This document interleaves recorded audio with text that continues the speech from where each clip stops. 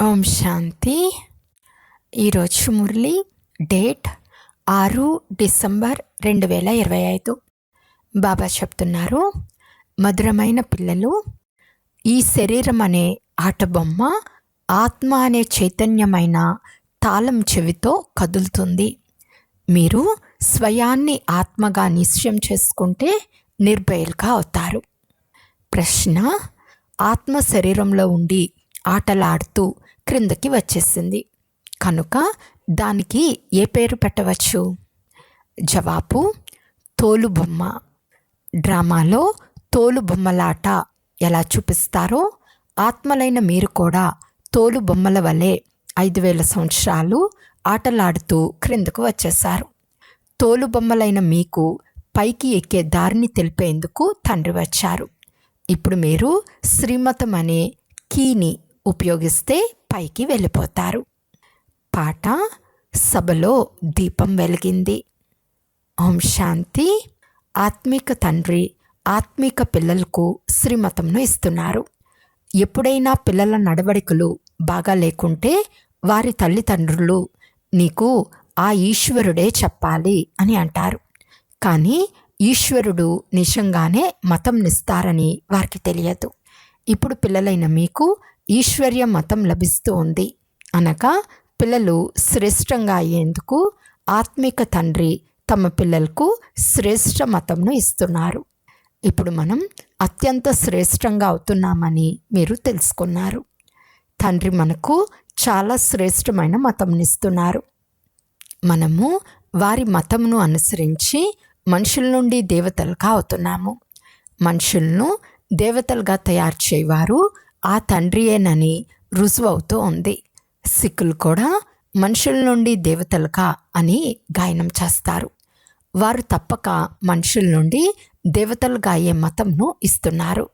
వారి మహిమను ఏక్ ఓంకార్ అంటే ఈశ్వరుడు ఒకరే, మూల పురుషుడు, నిర్భయుడు అని పాడతారు. మీరందరూ నిర్భయులుగా అవుతారు. స్వయాన్ని ఆత్మగా భావిస్తున్నారు కదా. ఆత్మకు ఎలాంటి భయం ఉండదు. తండ్రి అంటున్నారు, నిర్భయులుగా అవ్వండి. భయం ఎందుకు? మీకు ఏ భయము లేదు. మీరు ఇంట్లో కూర్చుని ఉన్న తండ్రి శ్రీమతంను తీసుకుంటూ ఉంటారు. శ్రీమతం ఎవరిది? ఇచ్చేదెవరు? ఈ విషయాలు గీతలో లేనేలేవు. తండ్రి అంటున్నారు, మీరు పతితులైపోయారు. ఇప్పుడు పావనంగా అయ్యేందుకు నన్నొక్కరినే స్మృతి చేయండి. ఈ పురుషోత్తములుగా అయ్యే మేళ ఇప్పుడు సంగం యుగంలోనే జరుగుతుంది. చాలామంది వచ్చి శ్రీమతంను తీసుకుంటారు. దీనిని ఈశ్వరునితో పిల్లల కలయిక అని అంటారు. ఈశ్వరుడు కూడా నిరాకారుడే, ఆత్మలు కూడా నిరాకారులే. మనము ఆత్మలము. ఈ అభ్యాసం పక్కాగా చేయాలి. బొమ్మకు కీ ఇస్తే డ్యాన్స్ చేస్తుంది. అలాగే ఆత్మ కూడా ఈ శరీరము అనే బొమ్మకు కీ లాంటిది. ఆత్మ ఇందులో లేకుంటే శరీరం ఏమీ చేయలేదు. మీరు చైతన్యమైన ఆట బొమ్మలు. బొమ్మకు కీ ఇవ్వకుంటే పని చేయదు, నిలబడిపోతుంది. ఆత్మ కూడా చైతన్యమైన కీ. ఇది అవినాశి, అమర్ తాళం చెవి. నేను ఆత్మనే చూస్తున్నానని తండ్రి అర్థం చేయిస్తున్నారు. ఆత్మనే వింటుంది అనే ఈ అభ్యాసం పక్కా చేసుకోవాలి. ఈ కీ లేకుండా శరీరం కదలదు. ఇతనికి కూడా అవినాశి కీ లభించింది. ఈ కీ 5000 సంవత్సరాలు నడుస్తుంది. చైతన్య కీ అయినందున చక్రం తిరుగుతూనే ఉంటుంది. కీ అంటే తాళం చెవి. ఇది చైతన్యమైన బొమ్మ. తండ్రి కూడా చైతన్యమైన ఆత్మనే. కీ పూర్తి అవుతూనే మళ్ళీ కొత్తగా తండ్రి యుక్తిని తెలుపుతారు. నన్ను స్మృతి చేస్తే మళ్ళీ కీ తిరుగుతుంది అనగా ఆత్మ తమో ప్రధానం నుండి సతో ప్రధానం అయిపోతుంది. ఉదాహరణకి మోటార్లో పెట్రోల్ అయిపోతూనే మళ్ళీ నింపుతారు కదా. ఇప్పుడు ఆత్మలైన మీరు తమలో పెట్రోల్ ఎలా నింపుకోవాలో అర్థం చేసుకుంటున్నారు. బ్యాటరీ ఖాళీ అయిపోతూనే మళ్ళీ అందులో శక్తి నింపుతారు కదా. బ్యాటరీ ఖాళీ అయిపోతూనే కరెంట్ సమాప్తమైపోతుంది. ఇప్పుడు మీ ఆత్మరూపీ బ్యాటరీ నిండుతుంది. ఎంత స్మృతి చేస్తారో అంత నిండుతుంది. 84 జన్మల చక్రం పూర్తి చేసి బ్యాటరీ ఖాళీ అయిపోయింది. సతో రజో తమోలోకి వచ్చింది. ఇప్పుడు తండ్రి తాళం చెవి ఇచ్చేందుకు లేక బ్యాటరీ నింపేందుకు మళ్ళీ వచ్చారు. పవర్ లేకుంటే మనిషి ఎలా తయారవుతాడు? కనుక ఇప్పుడు స్మృతి ద్వారానే బ్యాటరీ నింపుకోవాలి. వీటిని మానవ బ్యాటరీ అని అనవచ్చు. తండ్రి చెప్తున్నారు, నాతో యోగం చేయండి. ఈ జ్ఞానం ఒక్క తండ్రి మాత్రమే ఇస్తారు. సద్గతి దాత ఆ తండ్రి ఒక్కరే. ఇప్పుడు మీ బ్యాటరీ పూర్తిగా నిండుతుంది. మళ్ళీ 84 జన్మలు పూర్తిగా పాత్రను అభినయిస్తారు. ఉదాహరణకి డ్రామాలో తోలు బొమ్మలు నాట్యం చేస్తాయి కదా, ఆత్మలైన మీరు కూడా తోలు బొమ్మల వలె ఉన్నారు. పైనుండి క్రిందకు వస్తూ 5000 సంవత్సరాలలో పూర్తిగా క్రిందకి వచ్చేశారు. మళ్ళీ తండ్రి వచ్చి పైకి ఎక్కిస్తారు. అదైతే ఒక బొమ్మ. ఇది ఉన్నతమయ్యే క్రిందకు దిగే కలల 5000 సంవత్సరాల మాట అని తండ్రి అర్థం చేస్తున్నారు. శ్రీమతం ద్వారా మనకు కీ లభిస్తూ ఉందని మీకు తెలుసు. మనము పూర్తి సతోప్రధానంగా అయ్యి మళ్ళీ పూర్తి పాత్రనంతా రిపీట్ చేస్తాము. అర్థం చేసుకుని ఇతరులకు అర్థం చేయించటం ఎంతో సులభం. అయినా తండ్రి అంటున్నారు, కల్పకృతం అర్థం చేసుకున్న వారే మళ్ళీ అర్థం చేసుకుంటారు. మీరు ఎంత తల బద్దలు కొట్టుకున్నా అంతకంటే ఎక్కువ మంది అర్థం చేసుకోరు. తండ్రి ఏమో అందరికీ ఒకే విధమైన జ్ఞానాన్ని తెలుపుతున్నారు. ఎక్కడ కూర్చున్నా తండ్రిని స్మృతి చేస్తూ ఉండాలి. మీ ముందు బ్రాహ్మణి లేకున్నా మీరు స్మృతి చేయవచ్చు. తండ్రి స్మృతి ద్వారా మాత్రమే మన వికర్మలు వినాశనం అవుతాయని మీకు తెలుసు. కనుక వారి స్మృతిలో కూర్చోవాలి. ఎవరిని కూర్చోపెట్టే అవసరం లేదు. తింటూ తిరుగుతూ స్నానం మొదలైనవి చేస్తూ తండ్రిని స్మృతి చేయండి. కొంత సమయం ఎవరైనా మీ ముందు గద్దెపై కూర్చుంటారు. అలాగని మీకు వారేమీ సహాయం చేయరు. ప్రతి ఒక్కరూ ఎవరికి వారే సహాయం చేసుకోవాలి. ఈశ్వరుడైతే మతం నిచ్చారు. మీరు ఇలా చేస్తే మీ బుద్ధి దైవీ బుద్ధిగా అవుతుందని ప్రేరణ ఇస్తున్నారు. శ్రీమతంను అందరికీ ఇస్తూనే ఉంటారు. కానీ కొంతమంది బుద్ధి మందముగా, కొంతమంది బుద్ధి చురుకుగా ఉంది. పావనునితో యోగం కుదరకుంటే బ్యాటరీ ఛార్జ్ అవ్వదు. వారు తండ్రి శ్రీమతంను అంగీకరించరు. వారికి యోగమే కుదరదు. మా బ్యాటరీ ఇప్పుడు నిండుతూ ఉందని మీరు ఫీల్ చేస్తారు. తమో ప్రధానం నుండి సతో ప్రధానంగా తప్పకుండా అవ్వాలి. ఈ సమయంలో మీకు పరమాత్మ నుండి శ్రీమతం లభిస్తూ ఉంది. ప్రపంచానికి ఇది కొంచెం కూడా తెలియదు. తండ్రి అంటున్నారు, నేను ఇచ్చే ఈ మతం ద్వారా మీరు దేవతలుగా అవుతారు. ఇంతకంటే ఉన్నతమైనది మరొకటి ఉండనే ఉండదు. అక్కడ ఈ జ్ఞానం ఉండదు. ఇది కూడా డ్రామాలో తయారై ఉంది. మిమ్మల్ని పురుషోత్తములుగా చేసేందుకు తండ్రి సంగమంలోనే వస్తారు. దీని స్మారక చిహ్నాన్ని భక్తి మార్గంలో పండుగగా చేసుకుంటారు. దసరా కూడా జరుపుకుంటారు కదా. తండ్రి వచ్చినప్పుడు దసరా జరుగుతుంది. 5000 సంవత్సరాల తర్వాత ప్రతి విషయం రిపీట్ అవుతుంది. పిల్లలైన మీకు మాత్రమే ఈ ఈశ్వర్య మతము అనగా శ్రీమతం లభిస్తుంది. దీనివల్ల మీరు శ్రేష్టంగా అవుతారు. మీ ఆత్మ సతో ప్రధానంగా ఉండేది. అది క్రిందకు దిగుతూ దిగుతూ తమో ప్రధానంగా అయి భ్రష్టమైపోతుంది. మళ్ళీ తండ్రి కూర్చుని జ్ఞానయోగాలు నేర్పించి సతో ప్రధానంగా శ్రేష్టంగా చేస్తారు. మీరు మెట్లు ఎలా క్రిందకి దిగుతారో వారు అర్థం చేయిస్తున్నారు. డ్రామా నడుస్తూనే ఉంటుంది. ఈ డ్రామాలోని ఆది మధ్య అంతములు ఎవరికి తెలియదు. తండ్రి అర్థం చేయించారు. ఇప్పుడు మీకు స్మృతిలోకి వచ్చింది కదా. ప్రతి ఒక్కరి జన్మ కథను వినిపించలేను. ఈ కథ చదివి వినిపించేందుకు రాయబడదు. ఇది తండ్రి కూర్చుని వినిపించారు. ఇప్పుడు మీరు బ్రాహ్మణులుగా అయ్యారు. తర్వాత మీరే దేవతలుగా అవ్వాలి. తండ్రి అర్థం చేయించారు. బ్రాహ్మణ, దేవత, క్షత్రియ ఈ 3 ధర్మాలను నేను స్థాపన చేస్తాను. ఇప్పుడు మనం తండ్రి ద్వారా బ్రాహ్మణ వంశీయులుగా అవుతామని, తర్వాత సూర్యవంశీయులు, చంద్రవంశీయులుగా అవుతామని మీ బుద్ధిలో ఉంది. ఎవరు పాస్ అవ్వరో వారు చంద్రవంశీయులుగా అవుతారు. ఎందులో పాస్ అవ్వరు? యోగంలో పాస్ అవ్వరు. జ్ఞానాన్ని చాలా సులభంగా అర్థం చేయించారు. మీరు 84 చక్రంను ఎలా తిరిగారో తెలపబడింది. మనుషులు 84 లక్షలు అన్నందున చాలా దూరంగా వెళ్ళిపోయారు. ఇప్పుడు మీకు ఈశ్వర్య మతం లభిస్తుంది. ఈశ్వరుడు ఒక్కసారి మాత్రమే వస్తారు. అందువలన వారి మతం కూడా ఒక్కసారి మాత్రమే లభిస్తుంది. ఒకే దేవీ దేవతా ధర్మం ఉండేది. వారికి ఈశ్వర్య మతం లభించింది.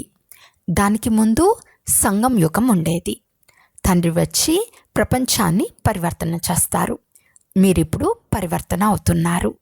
ఈ సమయంలో మిమ్మల్ని తండ్రి పరివర్తన చేస్తారు. కల్పకల్పము మేము పరివర్తన అవుతూనే వచ్చామని, పరివర్తన అవుతూనే ఉంటామని మీరంటారు. ఇది చైతన్య బ్యాటరీ కదా, అది జడము. 5000 సంవత్సరాల తర్వాత తండ్రి వచ్చారని, శ్రేష్టాతి శ్రేష్టమైన మతం కూడా ఇస్తున్నారని పిల్లలకు తెలిసింది. అత్యంత ఉన్నతులైన భగవంతుని ద్వారా ఉన్నతమైన మతం లభిస్తుంది. దాని ద్వారా మీరు ఉన్నత పదవి పొందుతారు. ఎవరైనా మీ వద్దకు వస్తే మీరు ఈశ్వరుని సంతానం కదా అని అడగండి. ఈశ్వరుడు అనగా శివుడు. శివ జయంతి పండుగను కూడా జరుపుతారు. వారే సద్గతి దాత. వారికి తమ సొంత శరీరం లేదు. కావున ఎవరి ద్వారా మతంనిస్తారు? మీరు కూడా ఆత్మలే. ఈ శరీరం ద్వారా మాట్లాడతారు కదా. శరీరం లేకుంటే ఆత్మ ఏమీ చేయలేదు. నిరాకార తండ్రి కూడా ఎలా రావాలి? గాయనం కూడా ఉంది కదా. రథంలో వస్తారు. దీనినే ఒకరు ఒక రకంగా, మరొకరు మరొక రకంగా తయారు చేశారు. త్రిమూర్తులు కూడా సూక్ష్మవతనంలో కూర్చుని ఉన్నారని చూపించబడింది. ఇవన్నీ సాక్షాత్కార విషయాలని తండ్రి తెలుపుతున్నారు. కానీ రచనంతా ఇక్కడే ఉంది కదా. అందుకే రచయిత అయిన తండ్రి కూడా ఇక్కడికే రావాల్సి వచ్చింది. పతిత ప్రపంచంలోనే వచ్చి పావనంగా తయారు చేయాలి. ఇక్కడ పిల్లలను డైరెక్ట్గా వారే పావనంగా చేస్తున్నారు. ఇది అర్థం కూడా చేసుకుంటారు. కానీ జ్ఞానం బుద్ధిలో నిలబడదు. ఎవరికి అర్థం చేయించలేరు. శ్రీమతంను తీసుకోకుంటే శ్రేష్టాతి శ్రేష్టంగా తయారవ్వలేరు. అర్థమే చేసుకోలేకుంటే వారు పదవిని ఏం పొందుతారు? ఎంత సర్వీస్ చేస్తారో అంత ఉన్నత పదవి పొందుతారు. తండ్రి అంటున్నారు, సేవలో ఎముక ఎముకను ఇవ్వాలి. అన్ని విధములైన సేవ చేయాలి. తండ్రి సేవలో మేము ఎముకలను అరగతీసేందుకు కూడా తయారుగా ఉన్నాము. చాలామంది పిల్లలు సేవ కొరకై పరితపిస్తూ ఉంటారు. బాబా, మమ్మల్ని విడుదల చేస్తే సేవలో మగ్నమవుతాము. దానివల్ల చాలామందికి కళ్యాణం అవుతుంది అని అంటారు. పూర్తి ప్రపంచమంతా శారీరక సేవ చేస్తారు. కానీ దానివల్ల మెట్లు క్రిందకే దిగుతూ వచ్చారు. ఇప్పుడు ఈ ఆత్మిక సేవలో కళలు ఉన్నతమవుతూ ఉంటాయి. ప్రతి ఒక్కరూ ఫలానా వారు మాకంటే ఎక్కువ సేవ చేస్తున్నారని అర్థం చేసుకోగలరు. సేవ చేయు మంచి మంచి కన్యలు ఉన్నారు. వారు సెంటర్లు కూడా నిర్వహించగలరు. క్లాసులో నెంబర్ వార్గా కూర్చుంటారు. ఇక్కడ నెంబర్ వార్గా కూర్చోపెట్టరు. దిగులు పడతారు. అర్థమైతే చేసుకోగలరు కదా. సేవ చేయకుంటే పదవి తప్పకుండా తగ్గిపోతుంది. నెంబర్ వార్గా పదవులు అనేకమున్నాయి కదా. కానీ అది సుఖధామం, ఇది దుఃఖధామం. అక్కడ ఎలాంటి జబ్బులు ఉండవు. బుద్ధితో పనిచేయాల్సి ఉంటుంది. సేవ చేయకుంటే చాలా తక్కువ పదవి పొందుకుంటామని అర్థం చేసుకోవాలి. సర్వీస్ ద్వారానే పదవి లభిస్తుంది. స్వయాన్ని చెక్ చేసుకోవాలి. ప్రతి ఒక్కరికి తమ స్థితిని గురించి తెలుసు. మమ్మ బాబా కూడా సేవ చేస్తూ వచ్చారు. మంచి మంచి పిల్లలు కూడా ఉన్నారు. భలే నౌకరీలో ఉండినా అంటే ఉద్యోగంలో ఉండినా సేవ చేస్తున్నారు. అర్ధజీతంపై సెలవు తీసుకుని వెళ్ళి సేవ చేయండి, పర్వాలేదు అని వారికి చెప్తారు. బాబా హృదయంపై ఉన్నవారు నెమలి సింహాసనంపై కూర్చుంటారు. అయితే నెంబర్ వార్ పురుషార్థానుసారం కూర్చుంటారు. విజయమాలలో కూడా అదే విధంగా వచ్చేస్తారు. సమర్పణ కూడా అవుతారు. సర్వీస్ కూడా చేస్తారు. సమర్పణ సేవ చేయకుంటే పదవి తగ్గిపోతుంది కదా. శ్రీమతం ద్వారా ఈ రాజధాని స్థాపన అవుతుంది. ఈ విధంగా ఎప్పుడైనా విన్నారా? లేక చదువు ద్వారా ఈ రాజధాని స్థాపన అవుతుందని ఎప్పుడైనా విన్నారా? చూసారా? దానపుణ్యాలు చేస్తే రాజుల ఇంట్లో జన్మించవచ్చు, కానీ చదువు ద్వారా రాజ్య పదవి పొందుతారని ఎప్పుడు విని ఉండరు. ఈ విషయం ఎవ్వరికీ తెలియని కూడా తెలియదు. మీరు మాత్రమే 84 జన్మలు పూర్తిగా తీసుకున్నారని తండ్రి అర్థం చేయిస్తున్నారు. ఇప్పుడు మీరు పైకి వెళ్ళాలి. ఇది చాలా సులభమైనది. మీరు కల్పకల్పం నెంబర్ వార్ పురుషార్థానుసారం అర్థం చేసుకుంటారు. తండ్రి ప్రియ స్మృతులు కూడా నెంబర్ వార్ పురుషార్థానుసారమే తెలుపుతారు. సేవలో తత్పరులైన వారికి చాలా ప్రియ స్మృతులు ఇస్తారు. కనుక నేను ఇప్పుడు తండ్రి హృదయంపై ఉన్నానా, మాలలో మణిగా అవుతున్నానా అని స్వయాన్ని చెక్ చేసుకోండి. చదువుకోని వారు తప్పకుండా చదువుకున్న వారి బరువులు మోస్తారు. తండ్రి అంటున్నారు, పిల్లలు పురుషార్థం చేయండి. కానీ డ్రామాలో పాత్ర లేకుంటే ఎంతగా తల బాదుకున్నా బుద్ధిలోనే కూర్చోదు. ఏదో ఒక గ్రహచారం పట్టుకుంటుంది. దేహాభిమానం వల్లనే ఇతర వికారాలు కూడా వస్తాయి. ముఖ్యమైనది చాలా కఠినమైన జబ్బు దేహాభిమానం. సత్యుగంలో దేహాభిమానం అనే పేరే ఉండదు. అక్కడ మీ ప్రాలబ్ధం మాత్రమే ఉంటుంది. ఇది తండ్రి మనకు ఇక్కడే తెలియచేస్తున్నారు. ఈ విధంగా శ్రీమతంను ఇతరులెవరూ ఇవ్వలేరు. స్వయాన్ని ఆత్మగా భావించి నన్నొక్కరినే స్మృతి చేయండి అని ఎవ్వరూ చెప్పరు. ఇది ముఖ్యమైన విషయము. నన్నొక్కరిని మాత్రమే స్మృతి చేయమని నిరాకార భగవంతుడు చెప్తున్నారని రాయాలి.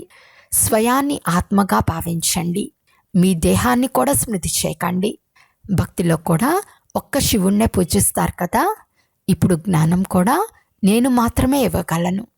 మిగిలినంతా భక్తి, అవ్యభిచారి జ్ఞానం ఒక్క శివబాబా ద్వారానే మీకు లభిస్తుంది. ఈ జ్ఞానసాగరం నుండి రత్నాలు వస్తాయి, ఆ భౌతిక సాగరం కాదు. ఈ జ్ఞానసాగరులైన తండ్రి పిల్లలైన మీకు జ్ఞానరత్నాలను ఇస్తారు. వాటి వల్ల మీరు దేవతలుగా అవుతారు. శాస్త్రాల్లో ఏమేమో రాసేశారు. సాగరం నుండి దేవతలు వచ్చి రత్నాలు ఇచ్చారని రాశారు. ఈ జ్ఞానసాగరుడు మీకు రత్నాలు ఇస్తారు.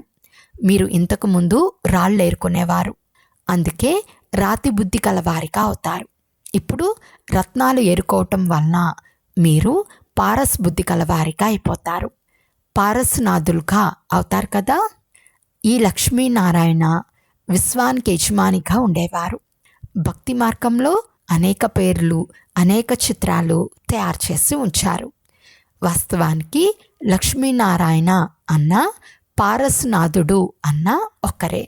నేపాల్లో పశుపతినాథుణ్ణి మేళా జరుగుతుంది. అతడు కూడా పారస్నాథుడే. అచ్చా, మధురాతి మధురమైన అపురూపమైన పిల్లలకు మాతాపిత బాప్దాదాల ప్రియ స్మృతులు మరియు గుడ్ మార్నింగ్. ఆత్మిక పిల్లలకు ఆత్మిక తండ్రి నమస్తే. ఆత్మిక తండ్రికి ఆత్మిక పిల్లల యొక్క ప్రియ స్మృతులు మరియు నమస్తే నమస్తే నమస్తే. ధారణ కొరకు ముఖ్య సారము. ఫస్ట్ పాయింట్, తండ్రి ఇచ్చిన జ్ఞానరత్నాలను మాత్రమే గ్రహించాలి, రాళ్లను కాదు. దేహాభిమానం అనే కఠిన జబ్బు నుండి స్వయాన్ని రక్షించుకోవాలి. సెకండ్ పాయింట్, మీ బ్యాటరీని పూర్తిగా ఛార్జ్ చేసుకునేందుకు పవర్ హౌస్ అయిన తండ్రితో యోగం జోడించాలి. ఆత్మాభిమానులుగా ఉండే పురుషార్థం చేయాలి. నిర్భయులుగా ఉండాలి. ఈరోజు వరదానము. దాతృత్వ భావన ద్వారా ఇచ్చా మాత్రం అవిద్య స్థితిని అనుభవం చేసే తృప్తాత్మాభవ. సదా నేను దాత యొక్క పుత్రునిగా అయి సర్వాత్ములకు దానమివ్వాలి అనే ఒక లక్ష్యం సదా ఉండాలి. దాతృత్వ భావన ఉంచుకున్నందున సంపన్న ఆత్మగా అయిపోతారు. ఎవరైతే సంపన్నంగా ఉంటారో వారు సదా తృప్తిగా ఉంటారు. నేను ఇచ్చే దాత యొక్క పుత్రుడును, ఇవ్వటమే తీసుకోవటం అనే ఈ భావన సదా నిర్విఘ్న స్థితిని, ఇచ్చా మాత్రం అవిద్య స్థితిని అనుభవం చేయిస్తుంది. సదా ఒకే లక్ష్యం వైపు దృష్టి ఉండాలి. ఆ లక్ష్యం బిందువు. ఇది తప్ప వేరే ఏ విషయాల విస్తారాన్ని చూస్తున్నా చూడకండి, వింటున్నా వినకండి. ఇచ్చా మాత్రం అవిద్య అంటే అర్థం దేనిపైన కోరిక లేకపోవటం. స్లోగన్: బుద్ధి లేక స్థితి ఒకవేళ బలహీనంగా ఉంటే అందుకు కారణం వ్యర్థ సంకల్పం. అవ్యక్త సూచన: ఇప్పుడు సంపన్నము లేక కర్మాతీతంగా అవ్వాలనే తపనలో ఉండండి. కర్మాతీతంగా అయ్యేందుకు కర్మల లెక్కాచారం నుండి ముక్తులుగా అవ్వండి. సేవలో కూడా సేవ యొక్క బంధనంలో బంధింపబడే సేవాదారులుగా కాదు, బంధన్ముక్తులుగా అయి సేవ చేయండి. అనగా హద్దులోని రాయల్ కోరికల నుండి ముక్తులుగా అవ్వండి. ఎలాగైతే దేహ బంధనము, దేహ సంబంధాల బంధనం ఉందో అలా సేవలో స్వార్థం అనే బంధనం కూడా కర్మాతీతులుగా అవ్వటంలో విఘ్నం కలిగిస్తుంది. కర్మాతీతులుగా అవ్వటం అనగా ఈ రాయల్ లెక్కాచారం నుండి కూడా ముక్తంగా అవ్వటం. అచ్చా, ఓం శాంతి.